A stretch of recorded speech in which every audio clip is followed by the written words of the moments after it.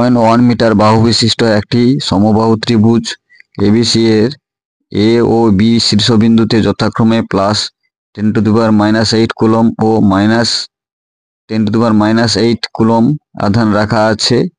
সেই বিন্দুতে তড়িৎ ক্ষেত্র প্রাবল্য হবে option A 9 × 10⁻³ newton per coulomb, option B 3 × 10⁻³ newton per coulomb, option C -2 × 10⁻³ newton per coulomb, option D 5.8 × 10⁻³ newton per coulomb. 1 metre বাহু বিশিষ্ট এবিসি সমবাহু ত্রিভুজের এ ও বি বিন্দুতে রাখা যথাক্রমে +10⁻⁸ কুলম্ব ও -10⁻⁸ কুলম্ব আধানের জন্য সি বিন্দুতে তড়িৎ ক্ষেত্র প্রাবল্য নির্ণয় করতে হবে। এ বিন্দুতে রাখা 10⁻⁸ কুলম্ব আধানের জন্য সি বিন্দুতে তড়িৎ ক্ষেত্র U1 সমান 10⁻⁸/4πε0 0.1 স্কয়ার। 1/4πε0 এর পরিবর্তে আমরা 9 × 10⁻9 বসাতে পারি। সুতরাং E1 সমান হবে 9 × 10⁻9 × 10⁻8/10⁻2 সমান 9 × 10⁻³ নিউটন পার কুলম্ব।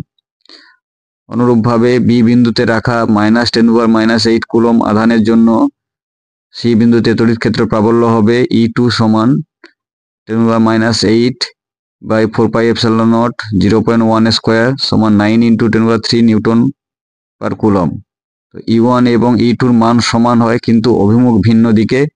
E1 ও E2, E1 এর অভিমুখ হবে A থেকে C অভিমুখে এবং E2 এর অভিমুখ হবে C থেকে B অভিমুখে।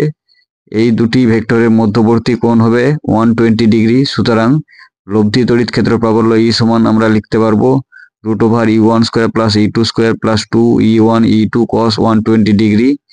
cos 120 ডিগ্রির মান হয় -½ E1 E2 সমান বসিয়ে পাই E সমান √E1² + E1² - 2E1² × ½ সমান E1 সমান 9 × 10⁻³ নিউটন পার কুলম্ব। সঠিক উত্তরটি হবে option A 9 × 10⁻³ newton per coulomb.